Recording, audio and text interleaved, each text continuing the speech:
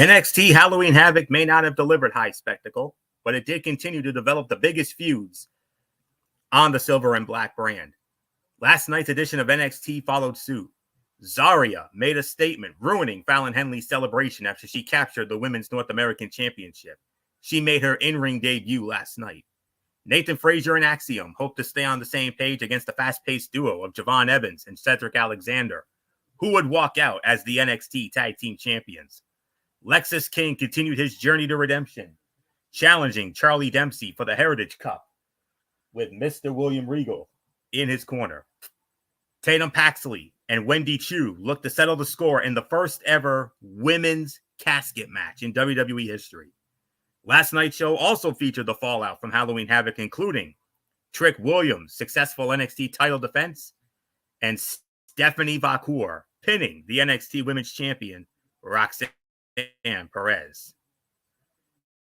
Hey there, welcome everybody to Wednesday Night Madness here on the Tone 25 on YouTube and Streaming.com. I am your host, Anthony Florio, sitting in tonight for good old MF Michael Fletcher. Due to work commitments beyond his control, MF will not be joining us this evening. So I am joined, as always, by the phenom, Michael Bullock. And you know how we do it. If anybody's new to Wednesday Night Madness, well, we got a big show tonight because tonight we're going to be recapping last night's NXT.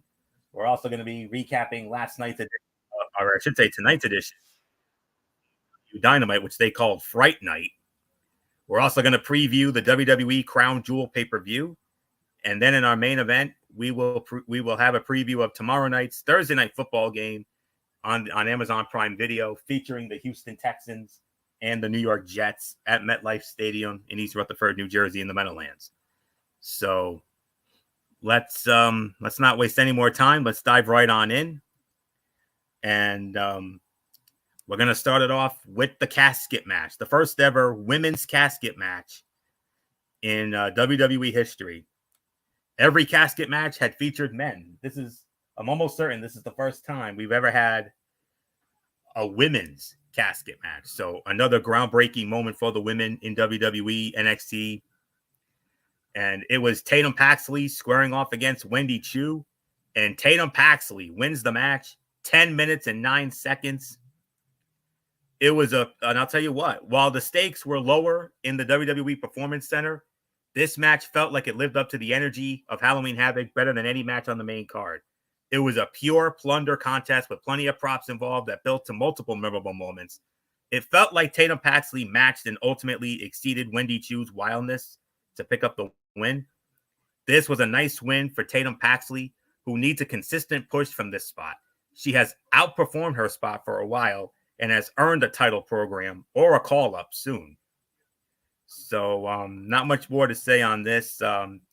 I'm going to give this 3.25 stars for the effort, 3 to 3.25 stars. So very good way to start last night's fallout from Halloween Havoc edition of NXT. So not much more to say. Mr. NXT, phenom, Michael Bullock, come on in.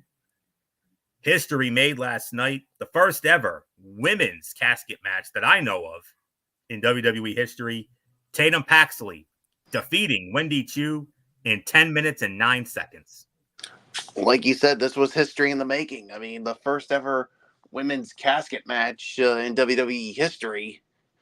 I mean, we've seen it with the men, especially mostly from The Undertaker.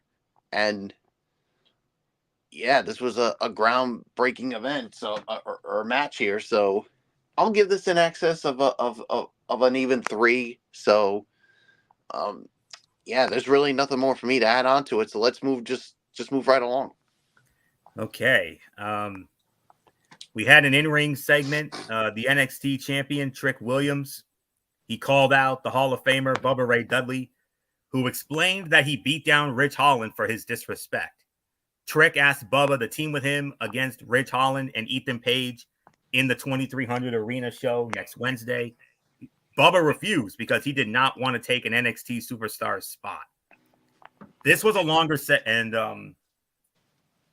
so he basically said no. So Michael Bullock, I mean, fine segment here, but Bubba Dudley told Trick no.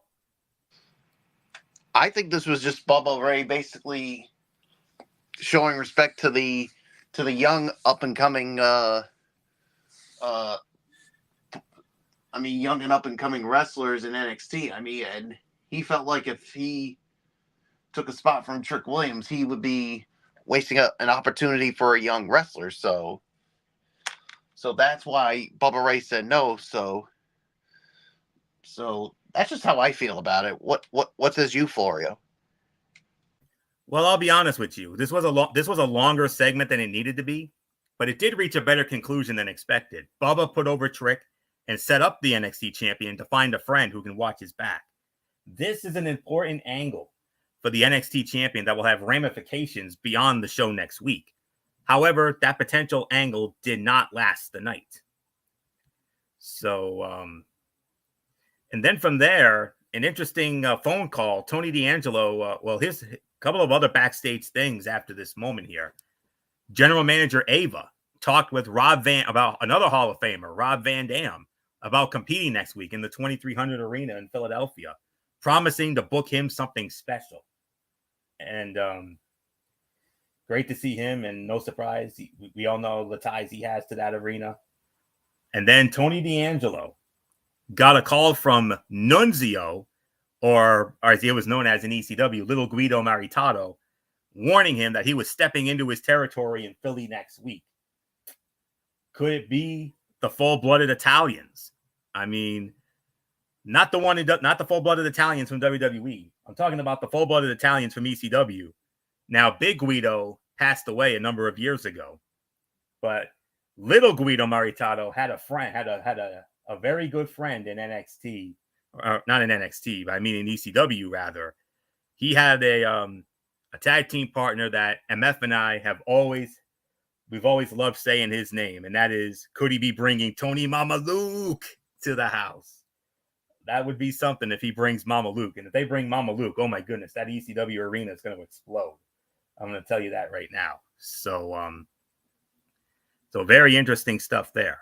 Now we move on to the battle for the NXT Heritage Cup, as it was Charlie Dempsey with all the members of the No Quarter Catch crew, Tavion Heights, Miles Bourne, and the beautiful Ren Sinclair. And he defended it against Lexis King, and in the corner of Lexis King, none other than the father of Charlie Dempsey, the legendary Mr. William Regal, as we saw this past Sunday night at Halloween Havoc. So not much more to say on that. So let's see. We had Charlie Dempsey won the first fall at the end of the first round. That was in 2 minutes and 25 seconds.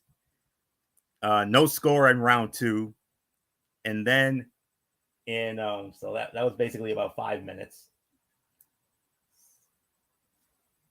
And then from there, and then in the third round, 2 minutes and 54 seconds in, a total time of about 8 or so minutes, two falls to none, and still the NXT Heritage Cup champion, it is Charlie Dempsey. And so 5:25, and then so roughly 8 minutes and 19 seconds, the total time. 8 minutes and 19 seconds. Charlie Dempsey retains the NXT Heritage Cup. Charlie Dempsey injured Lexis King's knee in the second round and then dominated the rest of the way. He finished in round 3 with another bridging butterfly suplex. This was a better piece of business than wrestling match, but it succeeded in its purpose. The goal was to make Lexis King more sympathetic. He showed heart and a refusal to cheat throughout. Dempsey dominated throughout, and Mr. Regal's influence was minimal. Still, the angle worked. King comes out of this more interesting than he has ever been in NXT. The next step is to move beyond the basic angle. King should not need to tell the world every week that he is not his father, or he is not Brian Pillman Jr. He should be able to focus on making his own character. So I will give this about 2.5, maybe 2 3/4 for the effort. So not much more to say on this. Michael Bullock, Charlie Dempsey successfully defending the Heritage Cup. Total time, 8 minutes and 19 seconds. He wins it 2 falls to 0. But the big question is Lexis King with that you saw that gruesome injury that he suffered. I'm hoping he's okay. Yeah, we can only hope that he's okay, but yeah, we'll wait and see on it. But yeah, I'm with you. 2.5 stars on this one, and all I can say is I could just wish Lexis King nothing but the best. So yeah, so there's really nothing more for me to say. So it's yours, Florio. Okay, and I believe we have some cutouts coming up here. But this one, we're going to make an exception because this was the long anticipated in-ring debut of Zarya. She went up against Brinley Reese. Zarya wins the match, 2 minutes and 50 seconds. But the only reason, and here's the reason why, that we are making an exception for this. I mean, because of the fact that after the match was over, Fatal Influence, all 3 members of Fatal Influence, and they had some words for Zarya, and then shortly thereafter, out came, you saw all 3 members of Fatal Influence, the new Women's North American Champion Fallon Henley, along with Jacy Jayne and Jasmine Nix, and then a little after that, we had the NXT Women's Champion Roxanne Perez and Cora Jade. Zarya was outnumbered 5-on-1 at one point, but then Kalani Jordan comes out. That makes it 5-on-2. And then shortly after that,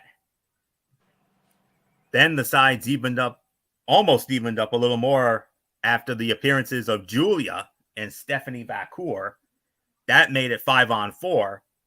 Roxanne's like, yeah, we still have the advantage. Wrong. You don't have the advantage anymore. Because who came out to even the sides 5-on-5? The former TNA Knockouts champion who dominated a great majority of this year and should be in the running for Female Wrestler of the Year this year, in my opinion. The juggernaut herself, Jordynne Grace.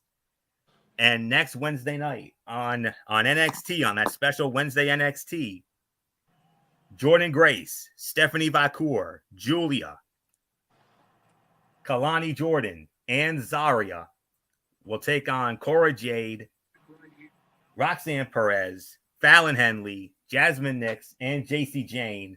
5-on-5, 10-woman tag team match. Bullock, obviously, the match was obviously a delicious squash. But the post-match, more than anything else, 10-woman tag in the ECW arena next week. Are you ready for this? Yeah. Oh, yeah, definitely. And, yeah, the match was a dud, but, yeah, Fatal Influence came out, and I'm thinking, yeah, Zarya, I mean, is going to wipe the floor with them again, just like she did at Halloween Havoc. But then when Roxanne Perez and Cora Jade came out, I'm thinking, yeah, as tough as Zarya is, there's no way she's going to be able to withstand 5-on-1. And then, like you said, Kalani Jordan showed up, and you're thinking, yeah, I still don't like the odds of the face team. And then Stephanie Vacour and Julia came out, and yeah, the heel team still had the 1-woman advantage until Jordynne Grace, the former Knockouts champion, came out, and the fight was on, and that's what set up this 10-woman tag that's going to take place next week. And then, of course, as you saw backstage, I mean, just as they were talking about what they were going to do, who made an appearance, Florio? Yes, of course. Somebody you know from your side. Oh, yes. Rhea Bloody Ripley. And just think of it, Florio. Rhea Ripley and Zarya in the same building. 2 of Australia's finest. And not just her, but for those, some people don't know, Jordynne Grace, and you even brought this up to me, Florio, she's also an Australian as well. No, she's not. She's not. Oh, I thought you said that. No. I was talking about Rhea and Zarya. But I'm yeah, sorry. I'm sorry I didn't make it clearer for you. I'm sorry for the confusion. You probably should I have. think I was caught up in the moment from last night, if you know what I mean. Wink, wink. Yeah.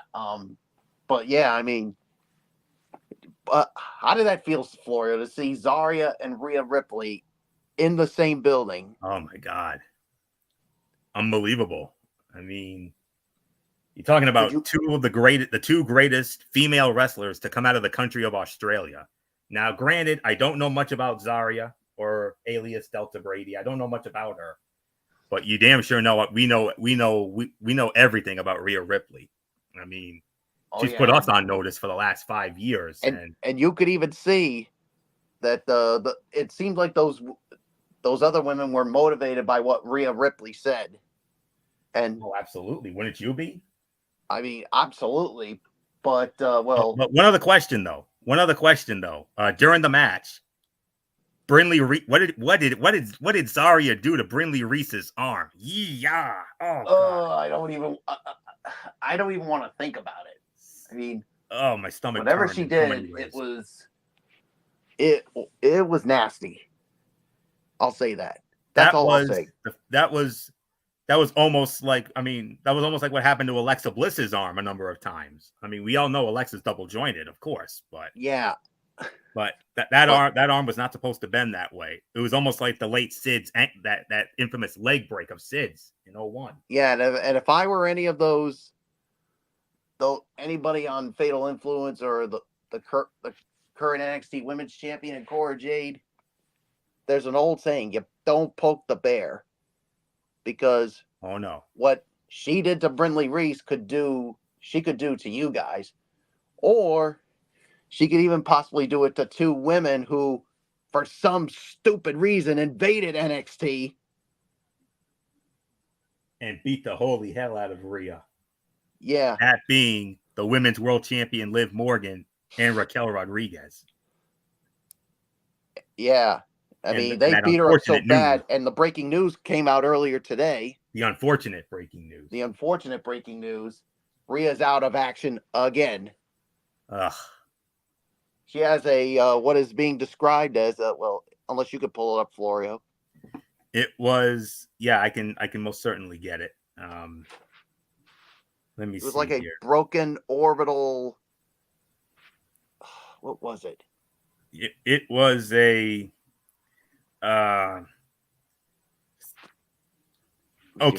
fractured right orbital socket. Yeah, and because of that, she's going to be out of action for an undisclosed amount of time.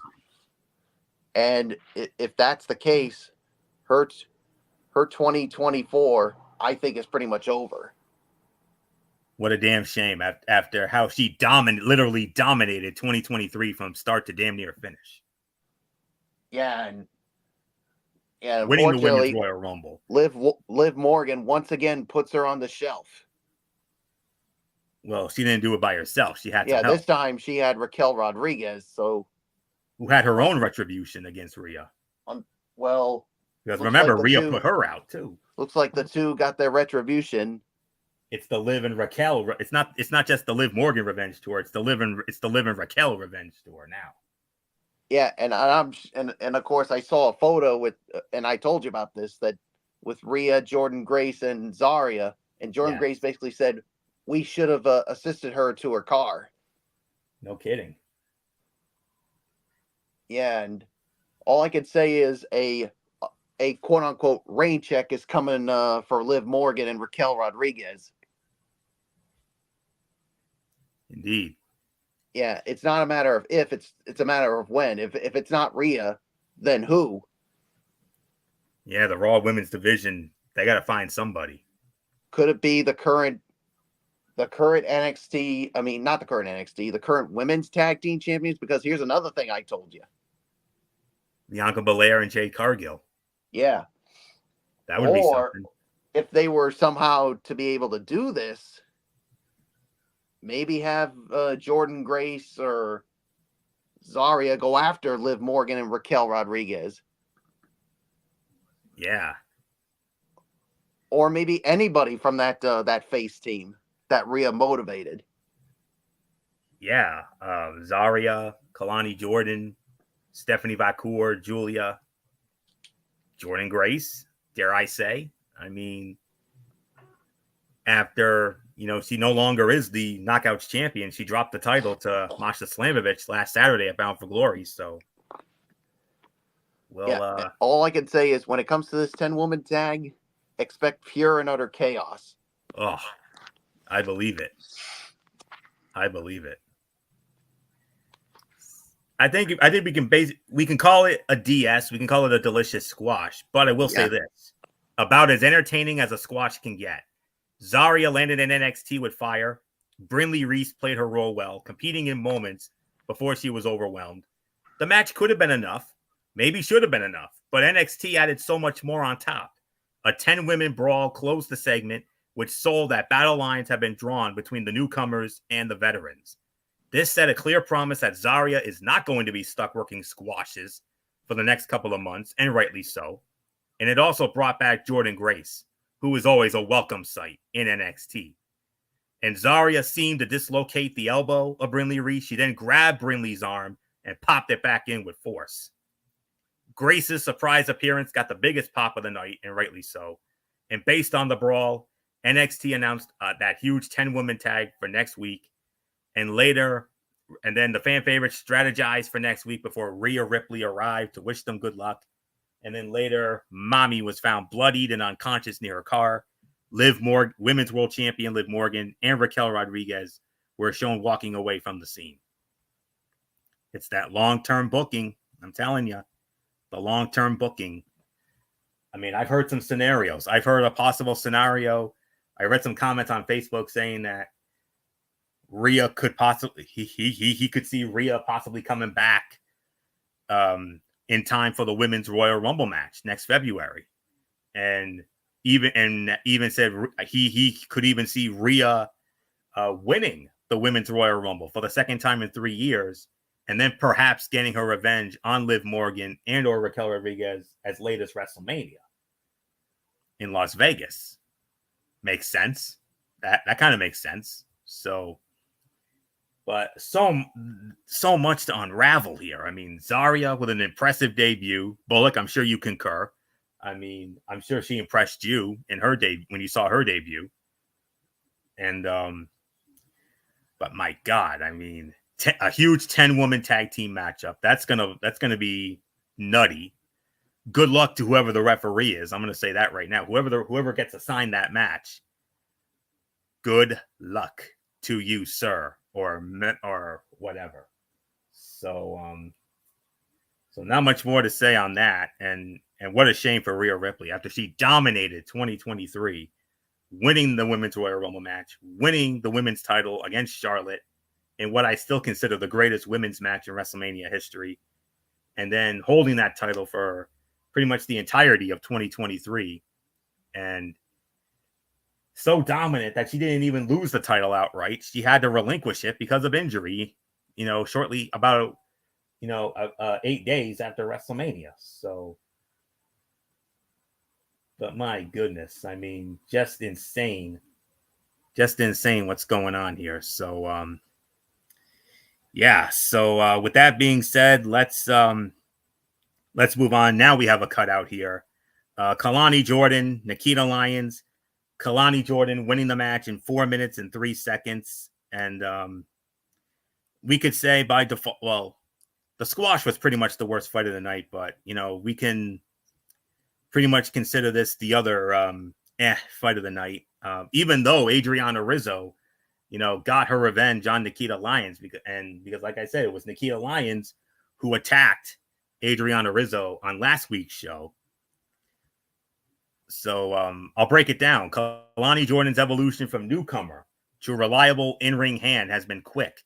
She is one of the most reliable performers to maximize her opponents. It was rushed, but it's hard to imagine anyone getting more out of Nikita Lyons in less than 3 minutes. This was a strong showing for both competitors with the right winner.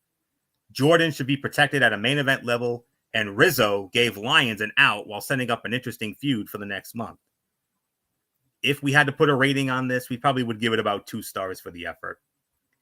And then we had another in-ring segment Ethan Page comes out, and before long he was interrupted by Ridge Holland.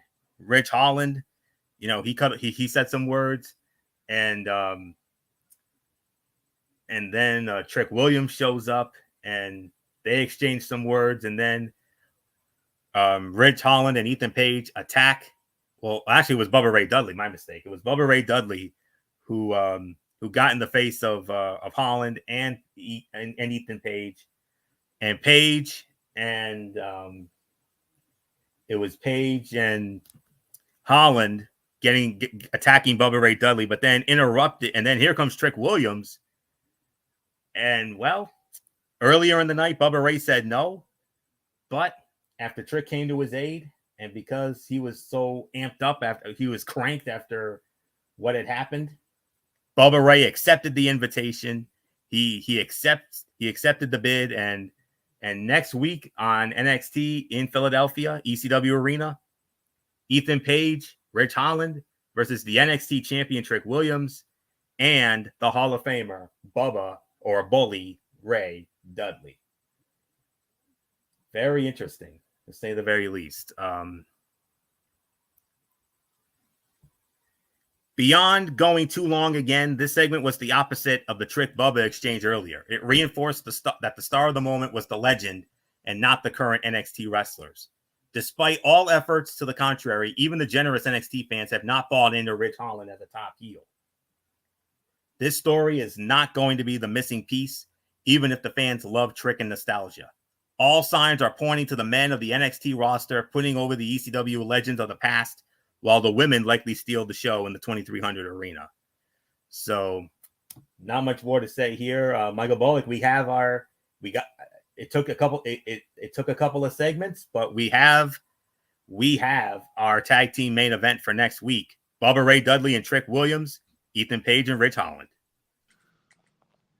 Well, like you said, I mean, it took a little bit, but now we got our main event. Trick Williams and Trick Williams and Bubba Ray Dudley against Ethan Page and Ridge Holland next week. I mean, it only seems right that one of the legends, of course, an ECW legend, is going to be in action here. So I like this. So yeah, there's really nothing more to say. It's yours, Florio. Yes, indeed.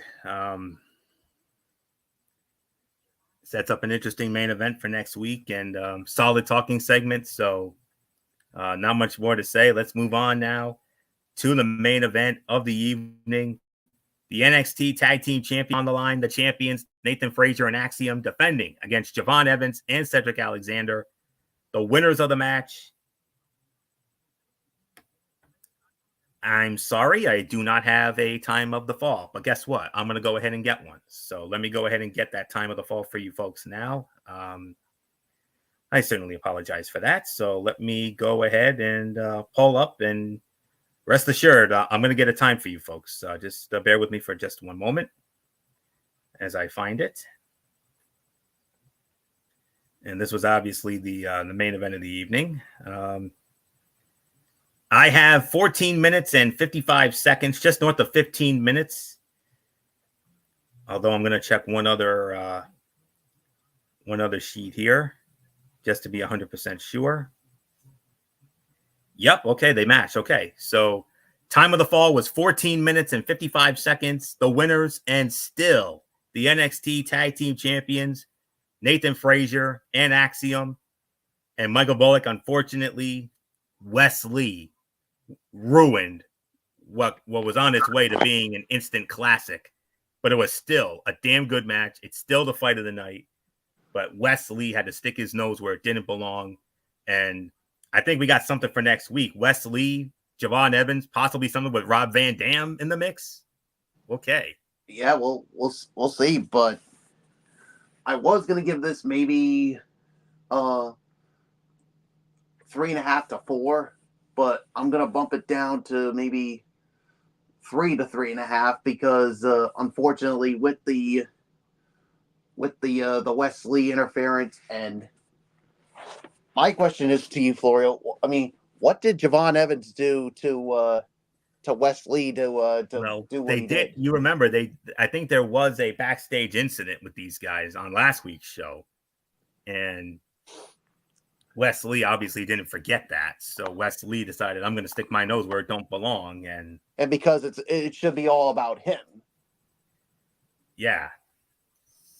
So he had to ruin what was on its way to being a classic. And that's why I'm punishing this. I mean, if it weren't for the Wes Lee interference, I was going to give it 3.5 to 4, but I'm bumping it down to 3 to 3.5 because of that, of the Wes Lee interference. I mean, it ruined what was a really good match. I mean, why the overbooking is beyond me.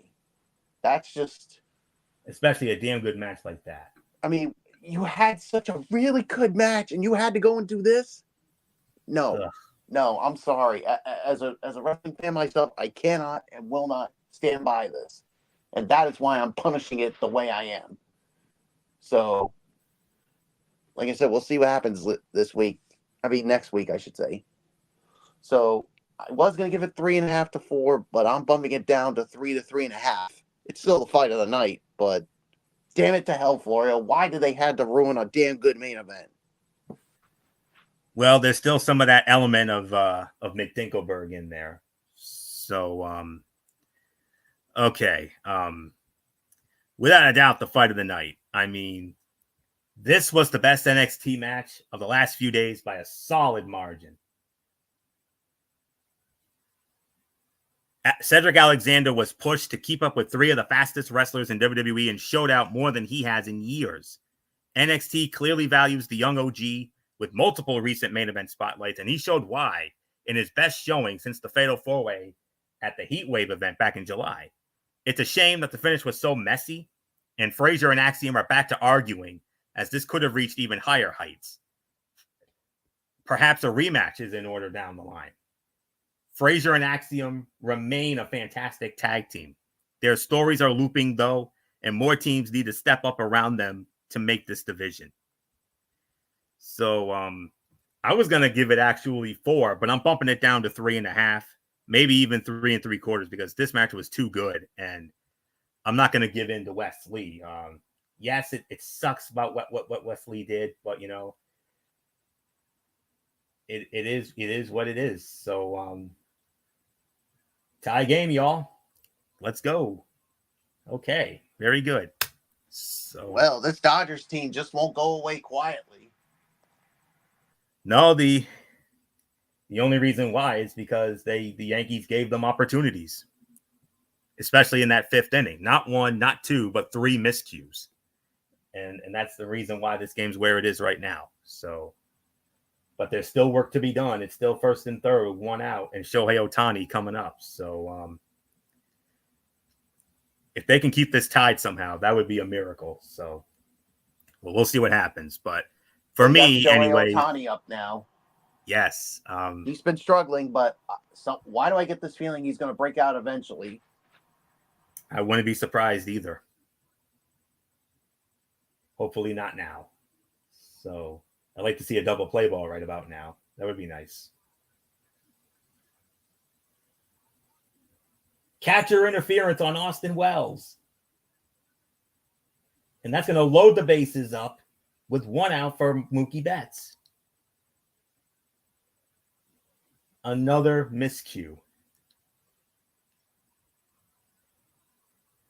Another. Oh, wait a minute.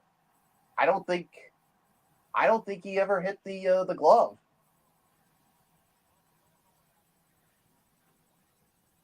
I challenge that if I were them. I think Boone is challenging it. He better. Well, at this point in the game, I think you have no choice but to challenge it.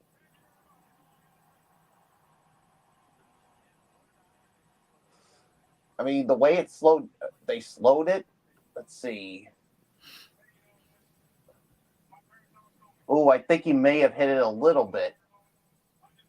I think it's going to stand. I hate to say it, Florio. I don't know. I wouldn't be surprised if they give this to them. I wouldn't be surprised.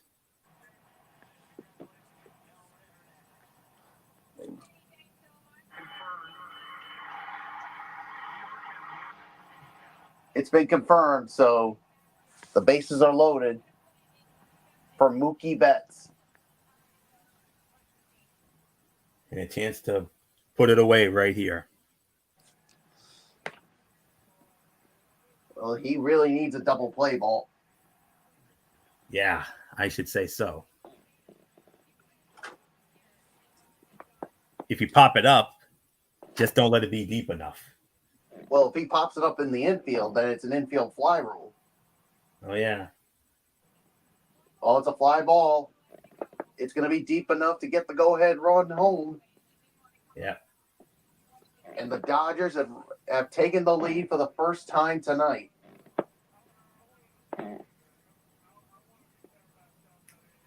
You think I'm throwing the damn towel in? Hell no, I'm not. I'm not giving up. That other guy would, not me. But anyways, let's get back to this. You led off on the main event, so I'll lead off on the overall review here. Even with the ECW nostalgia taking up too much focus, this was a massive rebound show after a solid but not overly spectacular Halloween Havoc. From the opener to the main event, every match delivered with the time it was given. The best matches even outshined the premium live event card.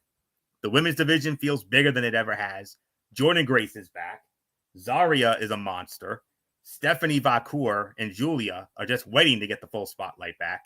Trick Williams was not as successful on this night, though the real test will be next week. Bubba Ray Dudley's involvement could make or break Rich Holland as the next big threat to the NXT champion. Even Lexis King made the most of his minutes. After a rocky first year in NXT, his babyface work is starting to land. It'll be interesting to hear how crowds react to him coming off the most interesting match of his NXT career. Overall, last night's NXT was a major success, setting the stage for a major show in the 2300 arena that should have a unique, chaotic vibe based on all the hype from last night. So I'm going to give this in excess of maybe 7.5. I think that would be the appropriate rating here. So 7.5. Bullock, let's get to your overall thoughts on last night's NXT, and then we'll get into tonight's Fright Night edition of AEW Dynamite. Yeah, 7 to 7.5 for me. I think you pretty much said everything, so let's get into Dynamite. Okay, so we move on now. Next up on the docket, it is AEW Dynamite from Cleveland, Ohio. And so just bear with me for a moment as I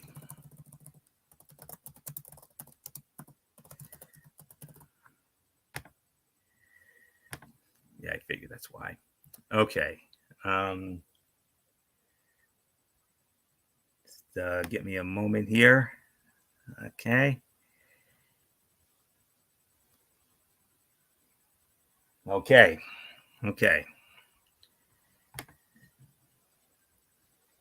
Not over by a long shot. Yeah, you got your big guns coming up. Boy, howdy, we need him to deliver.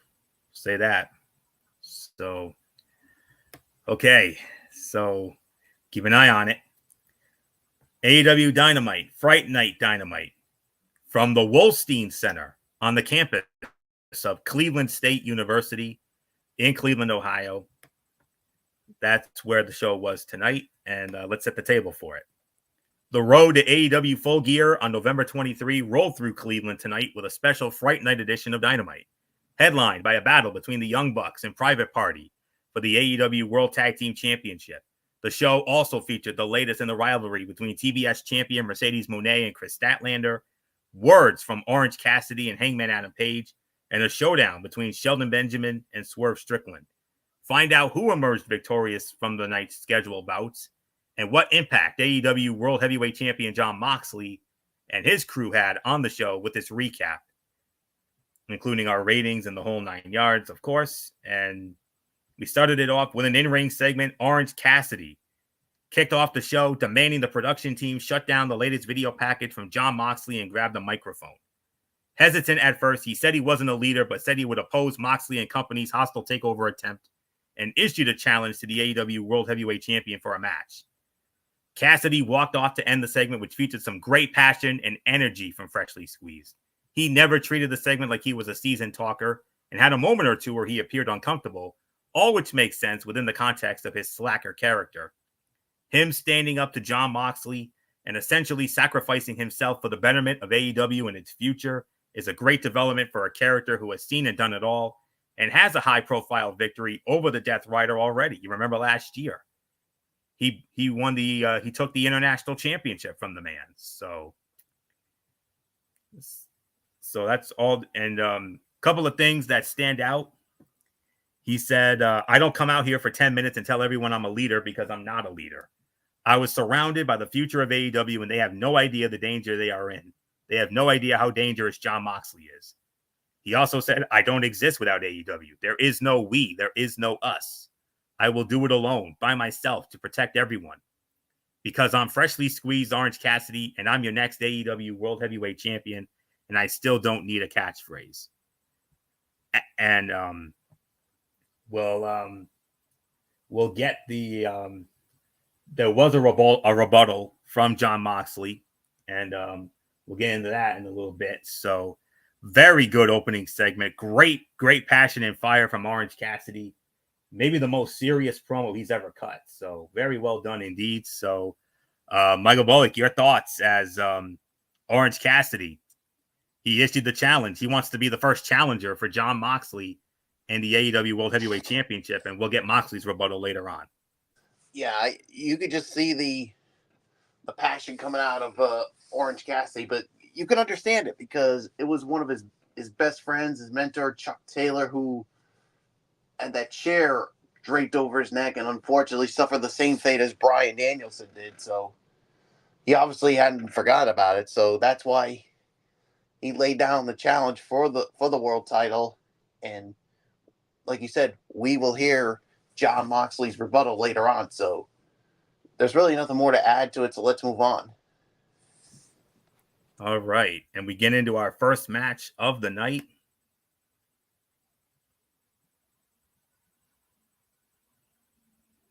Okay. And it was Adam Cole, baby, squaring off against Buddy Matthews.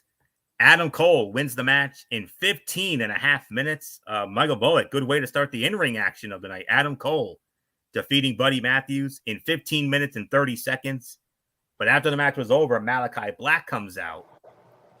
And it looks like next week on Dynamite, Adam Cole and Malachi Black one-on-one, a battle of former NXT champions. Yeah, next week, a battle of the former NXT champions now in AEW. Yeah, these two definitely have a long and storied history, but yeah, definitely a good way to start off the matches portion of Dynamite with a match like this. I will give this an excess of 3.5, 3 3/4 of a star. You could even make the argument for 4. I mean, because that's how good this match was. So, you know what? Screw it. I'm going to say 3.5 to 4. That's what I'll say on it. I mean, I don't care what anyone says. I mean, that's just how good this match was. So, yeah. There's really nothing more for me to say. It's yours, Florio. Yeah, the story of the match for 3/4 of the way through was superbly executed. That is until Adam Cole set aside selling the injured ankle that threatened his ability to continue the match to deliver Panama Sunrise with no sign of it adversely affecting him. He simply launched himself off the turnbuckles or ring apron and landed with all of the weight on the same foot, nearly led to him walking out on the match. Outside of that glaring flaw, this was a well-wrestled bout that highlighted Adam Cole ahead of his possible match with MJF. He showed toughness, gutted out the pain, and picked up the win over a wrestler in Buddy Matthews, who is good enough to beat anyone on any given night. Afterward, darkness overtook the arena, and when the lights came back up, Malachi Black stood in the center of the ring, Adam Cole's hand in his, signifying the next test for the leader of the Undisputed Kingdom. So this was, for me anyways, in excess of 3.5 to 3 3/4 of a star. So not the fight of the night. This is about maybe the second best fight of the night for me. Well, right around second or third. It's not the fight of the night. We know what that is, and we're going to get into that in a little bit. Okay. And then Kyle Fletcher and Don Callis, they come out for a promo, and a surprise appearance by a member of the Aussie of the United Empire, Mark Davis.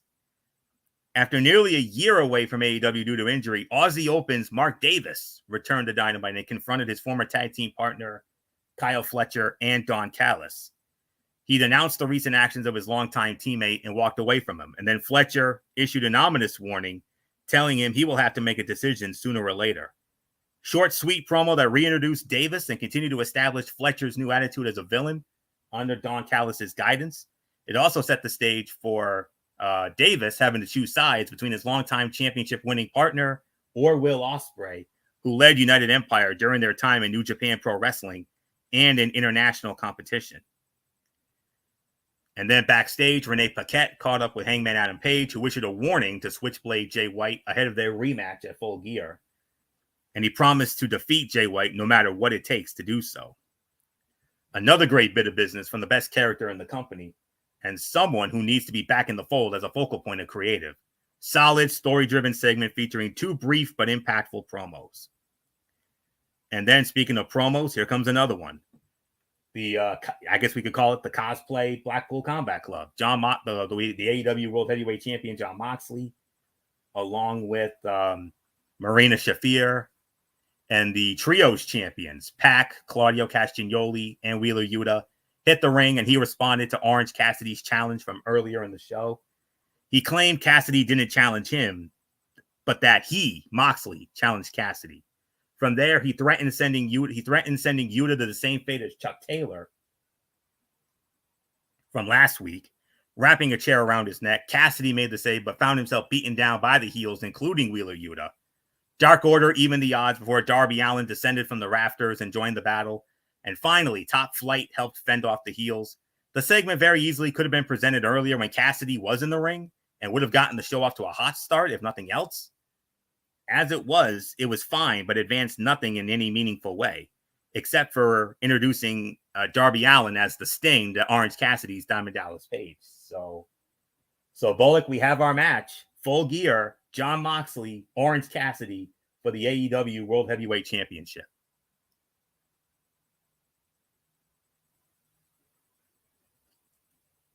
All right. So that match is all set. So now let's like I said, a lot of promo and backstage stuff. And now this is the match we were all waiting for. AEW World Tag Team Championship on the line. The champions, the Young Bucks, defending the titles against the Private Party, Mark Quinn and Isaiah Cassidy, winners of the match in 18 minutes and 10 seconds. Well, hold on, Florio. Before you give the results, why don't you tell the people the stipulation of the match? Oh, thank you for reminding me, Bullet. Yes. There was a caveat to this match. Private Party issued the challenge at the end of last week's Dynamite to the Young Bucks. The caveat being that if Private Party were to lose this match, Mark Quinn and Isaiah Cassidy would have to disband as a tag team forever. So now let's find out what happens. The winners of the match in 18 minutes and 10 seconds and new AEW World Tag Team Champions, Mark Quinn, Isaiah Cassidy, Private Party. They win the titles here tonight. 18-10, the time of the fall. And I'm going to do this justice for MF. Michael Bullock, what else is there to say? History was made, unprecedented crowning. Private Party, the new AEW World Tag Team Champions, winning the titles in 18 minutes and 10 seconds. Yes, indeed. History was made, and all I can say is couldn't a more deserving team to win the titles, because these guys have been around with AEW since the very beginning, and we kept wondering, when are they going to get a chance at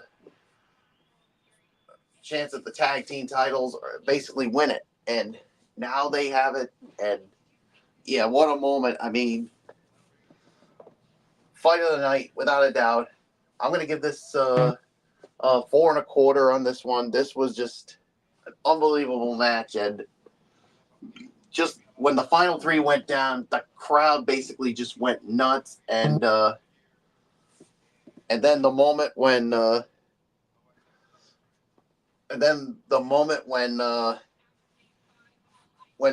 Bucks took the titles, part of me was thinking, "Oh no, don't tell me they're going to use their EVP power and do something to ruin the moment." But they handed the titles to them and just left.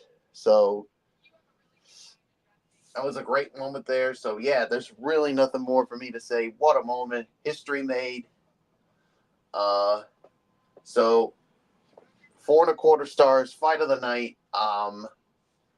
So yeah, there's really nothing more to say. Florio, it is yours.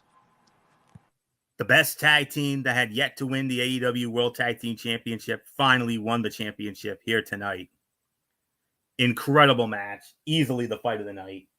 4.25, teetering on 4.5 stars. I mean, you want to talk about an underdog story. That's what it is. And Private Party will continue as a tag team following their triumphant victory over the Young Bucks tonight. Mark Quinn and Isaiah Cassidy absorbed everything thrown at them by the EVPs, surviving a concentrated attack and interference from Kazuchika Okada to win their first ever AEW World Tag Team Championship. A match that thrived on dramatic near falls and the fans' emotional investment in the challengers. It was another gem in a series of them between the two teams. And then after the bell, the Young Bucks placed the tag team title belts on the shoulders of the winners, hinting at a potential face turn in the process, just in time for them to predictably be the saviors for AEW in the face of Jon Moxley and his Minions invasion. That may be the least interesting potential outcome. But nonetheless, this was the outcome fans deserved at Wrestle Dream, honestly. So not much more to say there. 4.25 to 4.5, fight of the night. And then we had the new Ring of Honor World Heavyweight Champion, Chris Jericho, along with Big Bill and Brian Keith, cutting a promo from the aisleway. The Learning Tree promised to take Ring of Honor to new levels, the same way he did AEW in Terrifier 3, which he claimed to be responsible for. It was a short, sweet promo that was subdued compared to the regular fare from this incarnation of the Nueve. No harm, no foul. How he benefits Ring of Honor long-term, if at all, remains to be seen. Daniel Garcia had a brief confrontation with the TNT champion, Jack Perry, who followed it up by interrupting the Young Bucks, who were caught loading up their belongings and shredding documents. What those documents were is unknown, but it likely is part of a storyline development that will serve as the next chapter in a story that feels like it lost its direction and focus a while ago. Chris Statlander squaring off against Camille, and the winner of that match. I just got this window, this little pop-up thing in my way here. I'm trying to get it out. Okay, I got it now. All right. Chris Statlander winning the match, 6.5 minutes. Competitive physical bout saw Camille in position to secure the win late, following a failed 450 splash from Statlander. Instead, the resilient babyface fought back and scored the victory to the dismay of Monet. The TBS champion leveled her top contender with the title and taunted her to close out the segment. The match was solid enough, but felt abbreviated from what it could and should have been. Camille never really felt like a threat to defeat Statlander, and nothing the competitors did changed that perception. Still, the action was solid. There was some noticeable chemistry, and both competitors worked hard. Unfortunately, the AEW faithful continued to show a noticeable lack of interest in Monet and anything she has her hands on in this run. I can only give this match 2.5 stars. But with Michael Bullock, with Statlander getting the win over Camille here, I think it sets up Chris Statlander as the next challenger for Mercedes Moné in that TBS championship. So Statlander defeating Camille, 6.5 minutes, 2.5 stars. Your thoughts? Yeah, this is only a 2.5 star match. I mean, and like you said, I mean, the crowd continued to show disinterest in Monet. Basically, they just don't like her. And and I'm gonna say it right now, Florio. I think it's because the reason why they don't like her is because she's so arrogant. And I'll even go on the record of saying this right now, Florio. And I don't know how you're gonna feel about it. I'm kind of glad she didn't go back to WWE because you really think Triple H would wanted to deal with this version of Mercedes Moné, aka Sasha Banks, with the way she is right now? I certainly wouldn't. So to me, that's AEW's problem, and thankfully not WWE's. So 2.5 for me. It's yours. Yeah. Let's get into our main event here. Any rebuttal? Oh yeah, I do have a rebuttal. Mercedes' run has been very disappointing in AEW. Let's be realistic. I mean, she came in with such fanfare, and I mean, and now she's got that go away heat. Yeah, she has that go away. She's got the go away heat, and they made Camille look, and they did Camille no favors either. I mean, okay. And it's been a rough couple of weeks for Camille too, because she struggled with Queen Aminata last week, loses in almost half of the time the night to Statlander. Mm-hmm. And AEW continues to be clueless about this. Last week should have been a squash match, honestly. Tonight should have been competitive. And there's another Mercedes title defense with absolutely zero juice, no emotion, or giving us a reason to care. So that's all there is to it. So I don't know what else there is to say on that. So it's a 2.5-star match. And then we move on to the main event of the evening, as it was Swerve Strickland squaring off against Shelton Benjamin. Swerve Strickland wins the match, 14 minutes and 35 seconds. But there was more. This man has been rumored for weeks and weeks and weeks and weeks. And tonight, they finally pulled the trigger. Bobby Lashley is all elite.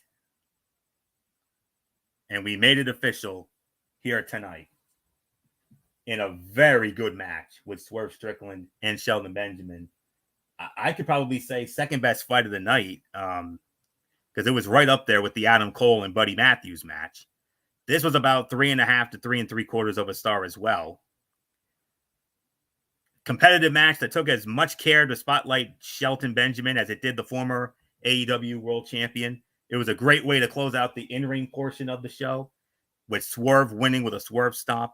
After the match, a dismayed MVP made a phone call, and seconds later, Bobby Lashley made his AEW debut, attacking Swerve and laying out security to close out the show.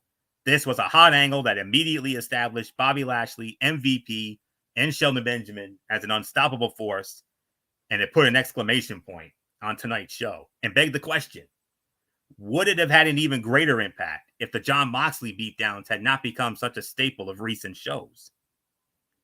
The commentary team put over Benjamin as the best pure athlete, and rightly so, in wrestling, the latest in the excellent presentation of the former WWE Intercontinental and Tag Team Champion. And MVP said, "Guess who's back in business?" MVP exclaimed as the show went off the air. 3.5 to 3 3/4 of a star. And Michael Bullock, I don't know what else there is to say except business is booming once again. The Hurt Business back together. Bobby Lashley, all elite. But Swerve Strickland defeated Shelton Benjamin in 14 minutes and 35 seconds. Yeah, Swerve Strickland may have won the match, but he unfortunately didn't walk out getting the last laugh here because, like you said, we've been waiting for this. We've been wondering, when is Bobby Lashley going to show up? And he finally did. And now he is officially all elite. So I can't wait to see what the Hurt Business now in AEW. So yeah, so there's really nothing more for me to say. I agree. 3.5, 3 3/4, second best fight of the night. And as far as my overall thoughts on this edition of AEW Dynamite, I thought this was far better, and they still have some work to do, but it was definitely much better this time around. So I will give, but we had way too many promo segments. To me, that's the only complaint. Yes, there were some things some promos that made sense, but others didn't make it. So, but this was a slight improvement, not a major improvement, a slight improvement. So I'm gonna give this. I'll give this about 7.5 as well. It's yours, Florio. Yeah, I'm actually going to give this around 7.5 to 8 out of 10. A lot happened on this show. Adam Cole made his in-ring return and earned a big win over Buddy Matthews. New AEW World Tag Team Champions were crowned in a potentially defining moment. Chris Statlander and Mercedes Moné moved closer to a high-stakes championship bout, and Bobby Lashley arrived on the scene. The Jon Moxley stuff set up a huge match with Orange Cassidy for the World Heavyweight Championship at Full Gear, so that was a plus, even if that particular story does not feel nearly fleshed out enough, as the world champion continues to speak vaguely about his group's purpose. There is plenty to like, some not to, but this was a mostly good show that felt a little like the Dynamites that helped define the company early in its existence. This is one of the best ones I've seen in quite some time. And I talked about it. I said it to myself today. When I saw the card on paper, I'm like, okay, this has potential. And boy, howdy. With the exception of that women's match, even though it was fine, it just could have been better. But other than that, all the other matches delivered. That tag team title match, go out of your way to see that. It was an incredible match. I'd say go out of your way to see the tag team title match, Adam Cole and Buddy Matthews, the main event, and I'll even give you the promo segment of Orange Cassidy. You got to go out of your way to see that if you're pressed for time. So 7.5 to 8. Now, here's the thing. I know I'm normally not a lead commentator for baseball and whatnot, but when this game goes to the bottom of the ninth inning, we're going to cut away from whatever we're doing, and we're going to do some bonus commentary, because we could be on the verge, possibly, of the Los Angeles Dodgers winning the World Series. And if they do, they damn sure deserve it here tonight. So we'll keep an eye on it when we get to the bottom of the ninth inning. Now, keep in mind, Michael Bullock's device is a little ahead of mine, so bear with me if I'm a little out of place, but I'm going to do it justice for good old MF Michael Fletcher here tonight. So not just yet. Before we get to that, though, let's get into, of course, the WWE Crown Jewel pay-per-view that will take place this Saturday afternoon, 1 p.m. Eastern, exclusively on Peacock. And of course, but we're definitely gonna have some fun with that in just a moment. I just need to set things up first. So the 2024 Crown Jewel pay-per-view will take place this Saturday from the Mohammed Abdu Arena in Riyadh, Saudi Arabia, streaming exclusively on Peacock here in the United States. And Bullock, where outside of it, and how does he say it? Like we always on the WWE network elsewhere around the world, and traditional pay-per-view. Yeet. Yeet indeed. And we currently have 7 matches on the card. So 7 matches for the card here. So with that, let's dive on in. And okay, and we're going to start it off in a big way. Now, last Friday night, they did a double taping of SmackDown. So the show that you're going to see on Friday night will not be a live show. It'll be a taped show from the Barclays Center in Brooklyn, New York, because of the fact that that WWE is practically in Saudi Arabia right about now. And this will contain a spoiler. So if you don't want to hear this, cover your ears or get on out of here, because this is going to lead to something. All right. So I'm sure I wouldn't be surprised if what happened, if what I'm about to tell you happened at the end of Friday night's show. We have a huge 6-man tag team matchup, as it's going to feature the reunited original bloodline of Roman Reigns and the Usos squaring off against 3 members of the new bloodline. I would imagine it would be Solo Sikoa and the Gorillas of Destiny. I wouldn't be surprised. But then again, Jacob Fatu could be in that match. I don't know, but we'll see. So let's say it like this. Roman Reigns and the Usos may not all be on the exact same page heading into Crown Jewel, but they have once again aligned with one another to take down a common enemy. The original bloodline will look to put a stop to Solo Sikoa's hostile takeover of the Anoa'i family hierarchy. But the new bloodline still has the numbers advantage. That advantage will carry them to victory ahead of the inevitable bloodline showdown at Survivor Series War Games. I'm actually going to take a chance on this, and I'm going to go with Solo Sikoa and the Gorillas of Destiny to steal this match.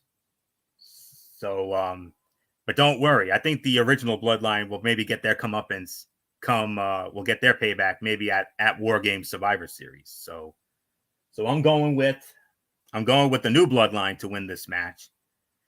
So, but we'll see what happens. So, not much more to say. Michael Bullock, your thoughts?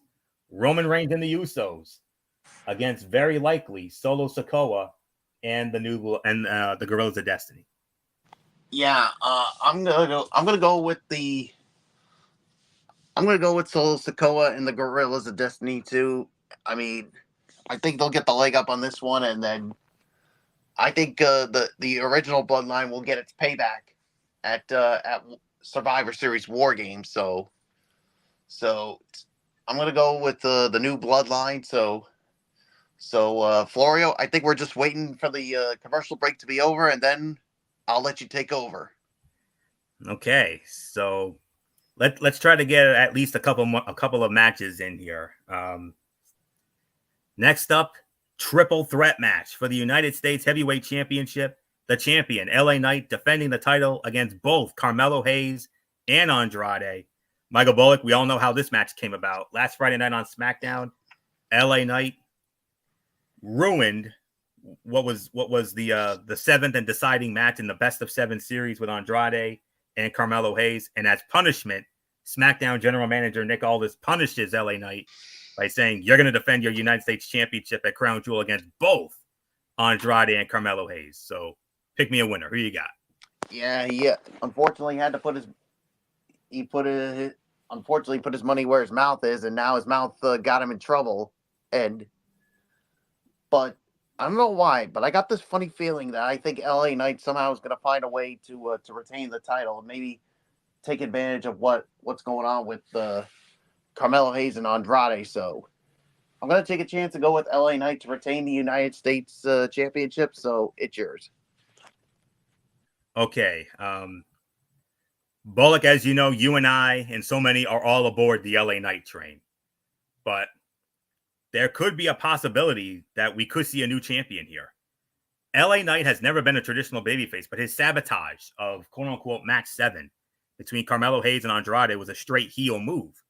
A potential catalyst for the megastar to go down a darker path, and he'll get an aggressive shove in that direction, perhaps after Carmelo Hayes wins the U.S. title. So I'm going to go with LA Knight for now, but I would not at all be surprised if Carmelo Hayes steals the United States Heavyweight Championship. All right, Florio, well, here we go. End, we're back from commercial.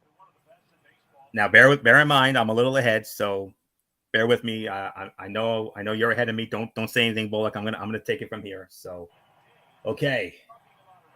Bottom of the 9th inning, Game 5 of the 2024 World Series. Going into after 4 innings in this game tonight, the New York Yankees seemingly had they were clicking on all cylinders.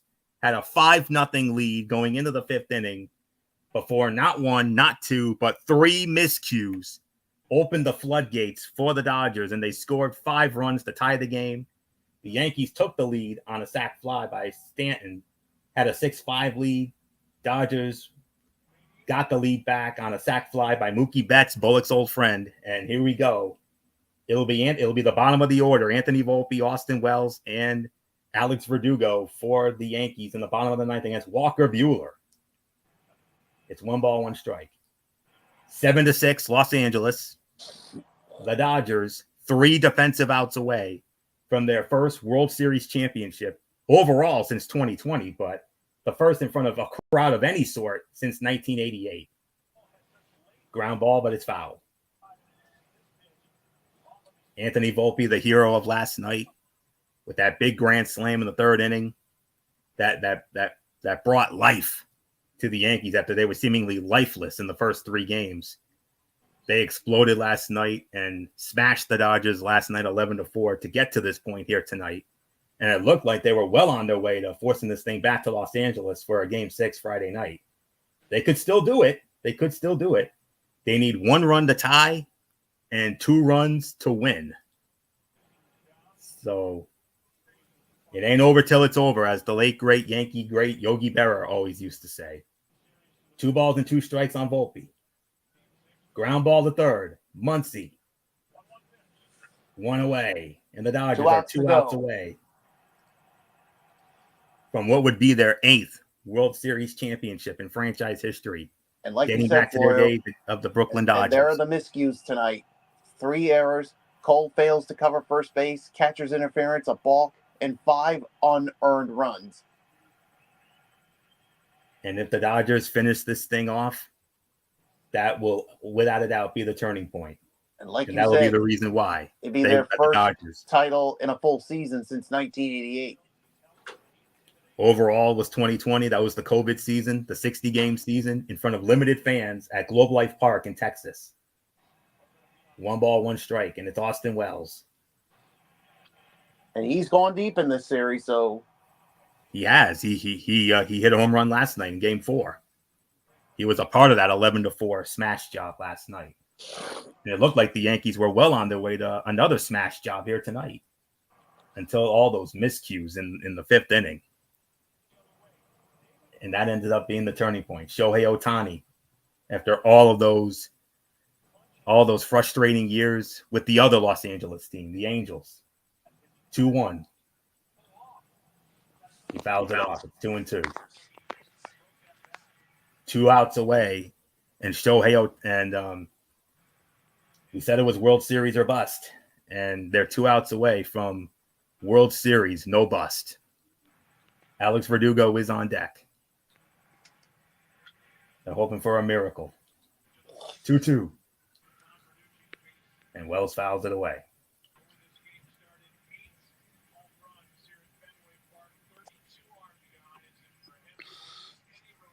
And you think of this team, the Dodgers, who had all this potential after they got the big money signing of Ohtani and also signing Yamamoto. The 2-2. Low, full count. You think of all the big moves they made. Shohei Ohtani coming in. Yamamoto coming in. And this, when the season started, even before the season started, we had it as World Series of bust. 3-2 pitch. Swing and a miss. He got him strike 3, and the Dodgers are 1 out away. 1 out away. And the last hope, your old friend Bullock, Alex Verdugo. And he has hit a home run too, which was in Game 3. It was in Game 3 in the 9th inning. If he were to do that again here tonight, that would tie the game. Oh, and that would send this Yankee Stadium crowd into a frenzy. Oh, you kidding me? It would. Ball 1. Should he reach? Gleyber Torres is up. Dave Roberts. And the pressure of the Dodgers. They fell behind 2-1 against the San Diego Padres in the division series.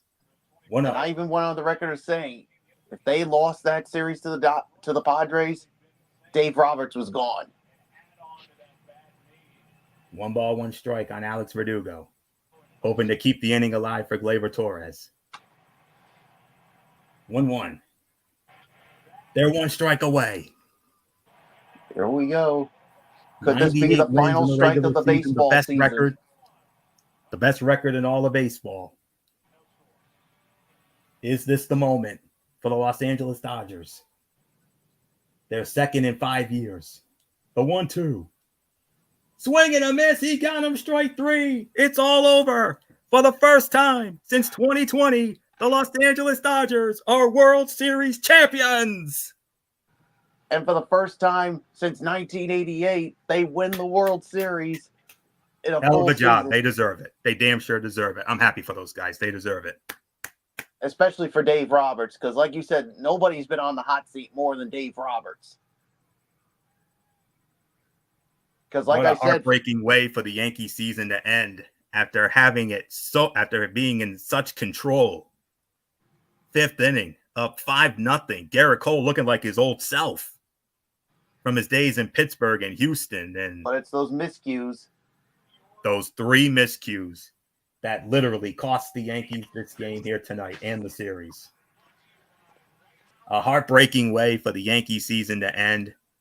And I hate to say it, YouTube, be forewarned, the mother of all rants is coming in a matter of moments. From who? You know who. Oh, yeah. The mother of all... Oh, yeah. I know he's... The mother of all rant is coming.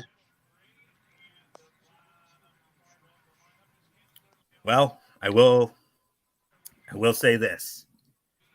Give me 1 second here.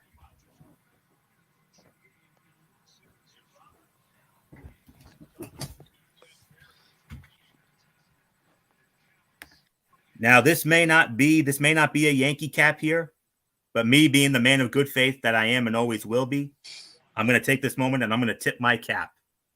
I'm tipping my cap to the Los Angeles Dodgers, and I am going to take the high road on this. Congratulations to Dave Roberts, the entire Dodger organization, Shohei Ohtani, Yamamoto, and of course, without question, the unanimous World Series MVP, Freddie Freeman. And oh, yeah. His second ring in 4 years. Yeah, this team, they had a lot of pressure on them with all the signings they had in the offseason. Indeed, they did. Like you said, with signing Ohtani, with signing Yamamoto, Teoscar Hernandez. And I think it was last year they did sign Freddie Freeman, or 2 years ago.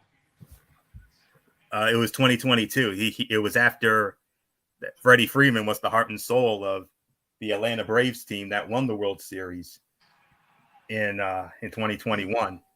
But it's a heartbreaker, I will tell you. Especially after all the celebrations we've had this year already. I mean, Michigan winning the college football playoff national championship in January. Bullock, UNMF, along with myself, we were there, we celebrated. And then in June, your beloved Celtics winning the NBA championship, their first since 2008, their 18th overall. And the Yankees winning the American League championship for the first time since 2009, getting to this point. May not have gone the way I would have liked, but damn it to hell, I'm proud of this team. I'm telling you that right now. And I am hopeful that maybe next year could be the moment. But hey, I've seen 5 of these in my lifetime, okay? I've got to celebrate this 5 times in my lifetime. And if they never win another one in my lifetime, I'm gratified because I got to enjoy 5 of these in my lifetime. But make no mistake about it. Make no mistake about it. I am damn proud of this team, and I am going to bleed for this team, and I'm going to die for this team. I'm not going to give up. I'm not going to go on any profanity-laced tirades like this guy's about to do, I'm sure. Oh, yeah, he's going to. But damn it, he's doing it live right now, so I'm never going to abandon this team. I'm never going to abandon them. So, but once again, I will congratulate the Los Angeles Dodgers. They damn sure deserve it. And I'll be honest, they gave them this game. The Yankees gave them this game. They beat themselves. I'll be honest, they beat themselves. Plain and simple. If it was not for those miscues, we're easily going back to LA. Easily. But not to be. So Freddie Freeman gets his second ring in 4 years. And at long last, Shohei Ohtani gets his first after all those disappointing years with that other team in Los Angeles, the Los Angeles Angels of Anaheim. And in his first year as a Los Angeles Dodger with all the expectations. This was World Series or bust, and no bust. They won the World Series, and damn it, they deserve it. So, hell of a job, Dodgers. Enjoy it. You deserve it. I tip the hat to you. I tip my cap to you, and well, the what could have been for the Yankees? What could have been if not for those miscues? Well, I just commented saying, "Hey, be proud of this of the Yankees of where they came from just to get there," and he immediately said, "I'm not proud of this team." Oh, of course not. Of course not. Well, I tried to be the voice of reason, but yeah, you went down. Yeah, that was a swing and a miss, like the ending. So yeah, you swung and missed just like Verdugo just did. Yeah, anything with Derek is a swing and a miss. Yeah. Because he said he was going to go off in a big way tonight, and he's breaking all the rules. Oh, of course he is. Can't say I'm surprised, but, it is what it is,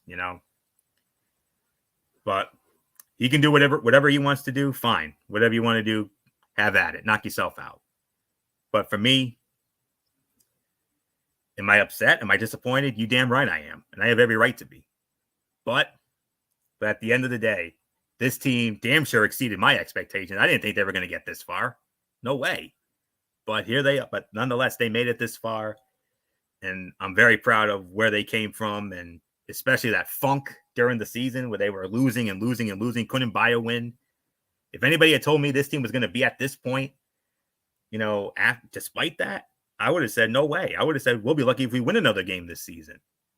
But alas, they finished with the best record in the American League, winning the American League East, winning defeating the upstart Kansas City Royals in 4 games in the division series, defeating another upstart team, the Cleveland Guardians, in 5 games to win the American League pennant for the first time since 2009. And then here tonight, they fell behind 3-0. They smashed them last night, 11-4. Things were looking really good. Here tonight, up 5-0 going into the 5th inning, but the 3 miscues definitely end up being the difference maker. They had some other ones along the way, but it is a final. And breaking news, ladies and gentlemen, for the first time since 2020, the Los Angeles Dodgers are the World Series champions. They defeat the New York Yankees in a remarkable comeback here tonight, 7-6, the final score. Dodgers win the series 4-1. And well, could this be the start of a dynasty for the Los Angeles Dodgers? It very well could be. With the way this team is, and with all the talent that this team has, I would not at all be surprised if we're talking about this again next year. So okay, unfortunately we have lost Michael Bullock. Just waiting. I'm hoping Bullock comes back, because we still have some business left to handle here. We still got to finish our predictions for Crown Jewel, and of course we also have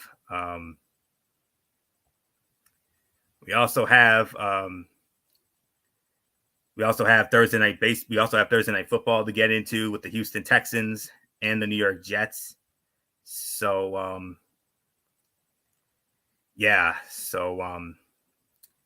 but there you go. Breaking news. First time since 2020, the LA Dodgers are the World Series champions. So I guess I'm just going to take the rest of the show solo here. So no problem. So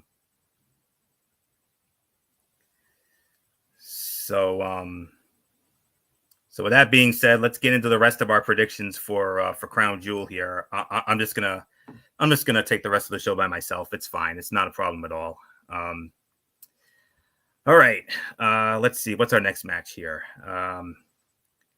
Bianca Belair and Jade Cargill to defend the WWE Women's Tag Team Championships against the Metaphor, Jakara Jackson and Lash Legend, Damage Control, Io Sky and Kairi Sane, and Chelsea Green and Piper Niven, fatal 4-way match.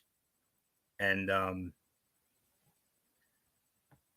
tell you what, WWE has done a really nice job of setting up a slew of challengers for the women's tag team champions in recent weeks.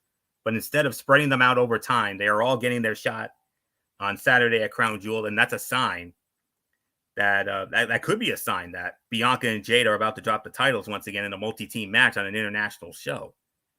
But all good. Okay, we got Bullock back in. Okay. All right, Michael Bullock's back in. I know he had to step away for a minute, so hopefully he's all set to go. So we're gonna get back to our Crown Jewel predictions here. We're just gonna, move past what just happened here. So it is heartbreaking, yes, but the show must go on, as the old saying goes, and we're gonna make it go on. Bullock, we're about to get into the fatal four-way for the women's tag team titles: Bianca Belair and Jade Cargill versus Chikara Jackson and Lash Legend versus Kairi Sane and Io Sky and Chelsea Green and Piper Niven. This would be an out. This would be an out for Belair and Cargill to lose the titles, just like they did back at Clash at the Castle. You remember that was a multi-woman match, and they lost the titles. It was Alba Fire and Isla Dawn winning the titles back in June, as we all know. But at the end of the day, right now, I honestly don't know who to go with. My gut tells me to go with Belair and Cargill to retain, but we could see some new champions here. I mean, Dakota Kai and Io Sky Damage Control could win the titles. Remember, Dakota Kai's been missing in action for a long time. Maybe she could show up. You never know. Or do they put him on the NXT upstarts in Jackson and Legend? What a moment that would be for NXT. That would make that women's division even stronger. Or do you give it to Chelsea Green and Piper Niven, especially after everything Chelsea's been through, especially that dumpster match with Michin some time ago? But for right now, I'm going to go with my gut, and I'm going to go with Bianca Belair and Jade Cargill to successfully defend the women's tag team titles. But Bullock, I would not at all be surprised if we end up crowning new champions in any of those teams, honestly. But I got to go with Belair and Cargill for now. What says you? Yeah, I'm going to go with Bianca Belair and Jade Cargill to win this one as well and retain the title. So, yeah, there's really nothing more for me to say. Let's move on.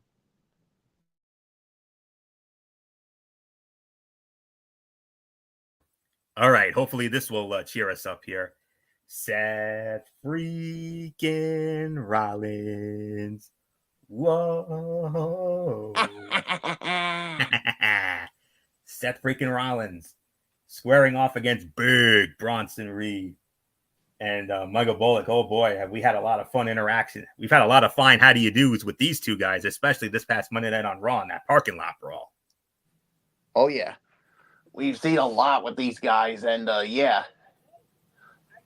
And all I can say is, I mean, okay, who am I going to go with here? I'm actually going to go with Bronson Reed because he needs a signature win, and it doesn't come any more than Seth freaking Rollins. So I'm going to take my chances and go with Big Bronson Reed. So it's yours, Florio. The winner of this match is going to come down to one thing. Is this the only planned match between Rollins and Reed, or just the beginning of a larger feud? The latter would suggest a victory for Rollins comes down the line as he'll need to rack up wins ahead of maybe his eventual / rumored match with CM Punk at WrestleMania 41. Bronson Reed needs a big win right now. He needs it more than Seth. And I wouldn't be surprised if it's the final time. We could end up having another match with these two down the road. But for right now, I'm going with big Bronson Reed to win this match.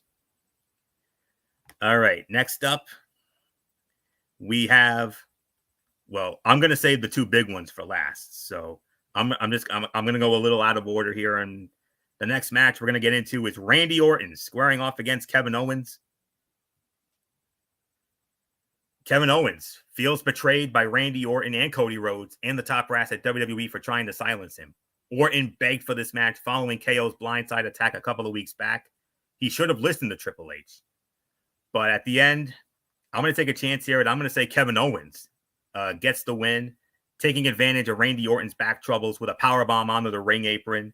So I'm actually going to go with Kevin Owens to win this match, but I would not at all be surprised if Orton wins either. So, but for right now, I'm going with Kevin Owens to win this match. So Michael Bullock, your thoughts?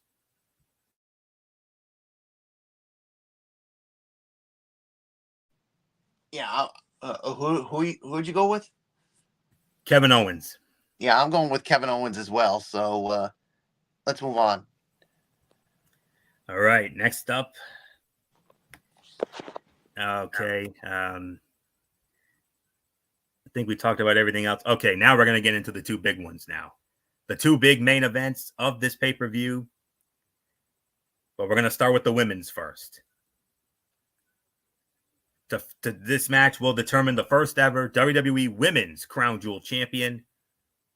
WWE Women's Champion from SmackDown, Nia Jax, versus Raw's Women's World Champion, Liv Morgan. The winner will be the first ever Women's Crown Jewel Champion. Michael Bullock, we started with you. Now, these next two matches are going to be very tough to call. There's no doubt about it, because both of these matches literally can go either way. But first, Nia Jax, Liv Morgan, who wins the Crown Jewel Championship on the women's side? Well, I originally was going to go with Nia Jax, but after what happened last night, of course, because remember where I said I thought maybe Rhea Ripley was going to screw Liv Morgan out of the match here. But now, because of what happened last night, I may have to change my opinion on this. So I'm going to go now with Liv Morgan to win this. And I think it's going to be all because of not just Raquel Rodriguez, but I'm going to make a bold prediction right here, right now, Florio. I think this is where Tiffany Stratton will finally cash it in and win the women's championship. So I'm going to go with Liv Morgan to win it. So it's yours. Very possible. This is a matchup that has shenanigans written all over it. Rhea Ripley, Dominic Mysterio, Raquel Rodriguez, and Tiffany Stratton could all end up getting involved in this one, which is a recipe for total chaos to erupt. The guys agree. Liv Morgan, I think Liv Morgan's going to take advantage of all the disruptions and find a way to capture the Crown Jewel Championship for the Judgment Day. I don't know about a Money in the Bank cash in attempt from Tiffany. I mean, this is Saudi Arabia, man. I mean, I don't know if they're gonna go that far. I think Tiffany's cash in deserves a bigger stage. That's just my opinion. But I would not at all be surprised if they do pull the trigger on it, though. I wouldn't be. But for right now, for me anyways, the winner and the first ever WWE Women's Crown Jewel Champion, I'm going with Liv Morgan. The main event, the other one, on the men's side, to determine the men's Crown Jewel Champion. SmackDown's undisputed WWE Champion, the American Nightmare, Cody Rhodes, squaring off against Raw's World Heavyweight Champion, the Ring General Gunther. The Crown Jewel Championship may not mean much to the fans, despite Cody Rhodes' best efforts to sell it, but that should not hinder the excitement for Saturday's main event. The American Nightmare and the Ring General are two of the best going in WWE right now and are among the most difficult men to beat. Cody's best attribute is his ability to bounce back after being knocked down. He will get knocked down often against Gunther. And I think the World Heavyweight Champion, I think he could lock in that sleeper hold for a TKO victory. So I'm going to take a chance here, and I'm going to say the winner and the first ever Crown Jewel Champion on the men's side, I got to go with the Ring General Gunther. But would I be surprised if Cody wins it? I wouldn't. But right now, I got to go with the hotter hand right now, and that's Gunther. So give me Gunther to win the Crown Jewel Championship on the men's side. Michael Bullock, take this home, and then we'll get into a quick preview of Thursday Night Football.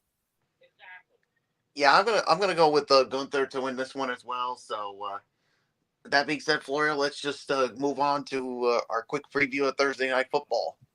It's our number 5 game of the week on our side of the ledger, as it will be tomorrow night at 8:00 on Amazon Prime Video. Thursday Night Football, featuring the Houston Texans squaring off against the New York Jets, MetLife Stadium in East Rutherford, New Jersey, in the Meadowlands. And you know who's working that, as always.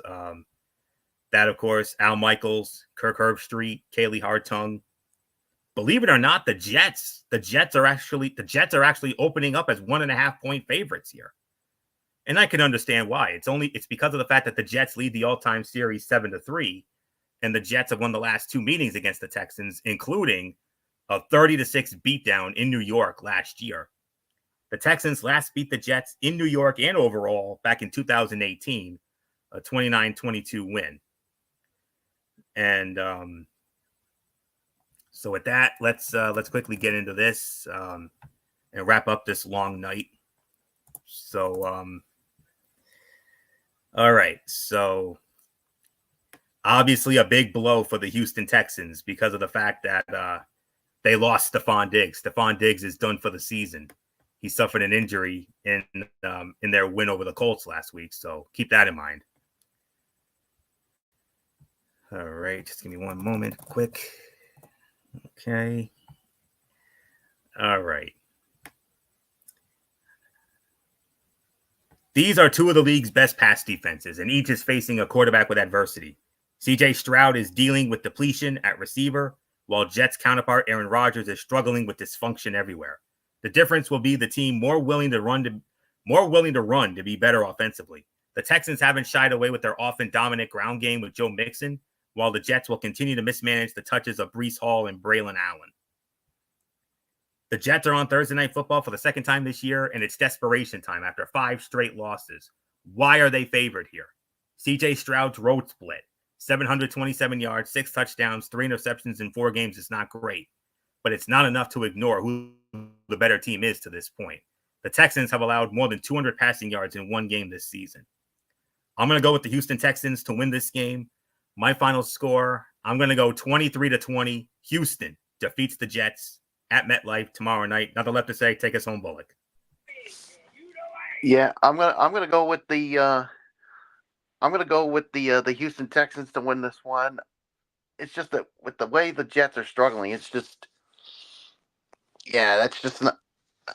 I just can't buy that them being the favorite. So I'm gonna go with the Texans to win, and to no one's surprise, Freddie Freeman has been named the World Series MVP. And rightfully so.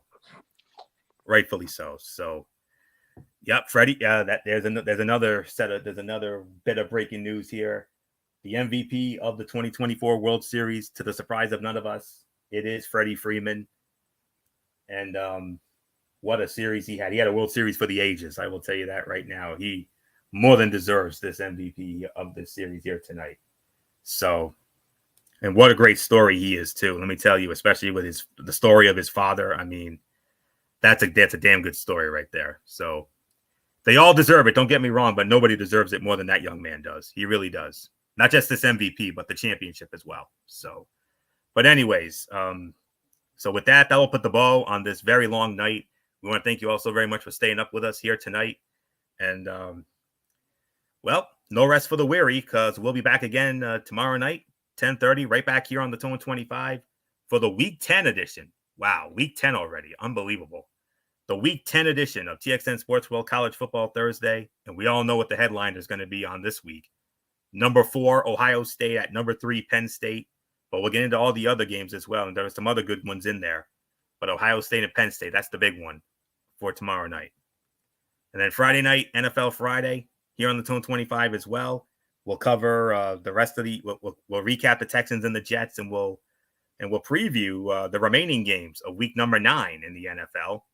And then as of now, Saturday night, MF's channel, Braceway 95, we have another edition of the Cerebral Smack Talk. Maybe we'll take it into SmackDown, or maybe we'll just talk about Crown Jewel. But I know we're going to get into something on Saturday. Maybe a collision from MF and the Mikey's Mindset. I don't know. We'll see. But that's it. So, and then Monday night, we do it all again. Ridiculously Raw, of course. And then from there, and then next week, 1 week from tonight, another edition of Wednesday Night Madness. And you know how we'll do it. We'll talk about NXT. We'll talk about AEW and AEW Dynamite, that is. And we'll preview next Thursday night's football game. Good one here. AFC North Division matchup, the Cincinnati Bengals and the Baltimore Ravens. So that's it. So until tomorrow night for the Week 10 edition of TXN Sports World College Football Thursday, this is Anthony Florio here for the Phenom Michael Bullock. And, of course, in spirit, good old MF Michael Fletcher. And, of course, our always and forever, our First Lady, the Twisted Angel, Dee Dee Woodson. You know the routine, everybody. Thumbs up. Talk to you later. Yeah. Throw it up Fortune Forest style. Bye for now, my friends. God bless. Be good to each other. Have a blessed Thursday. Have a blessed Halloween. Let's keep it safe out there for all the trick-or-treaters out there. And,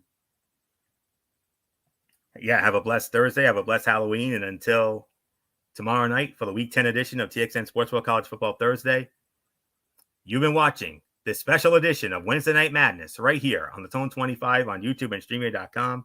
And remember, my friends, no matter what anyone tells you beyond anything else, wrestling and sports, damn sure, are for real. For everybody who has been a part of this one, for now, Anthony Florio, so long. Bye, everybody. Bye. And once again, congratulations to the 2024 World Series champion, Los Angeles Dodgers. Good night, my friends.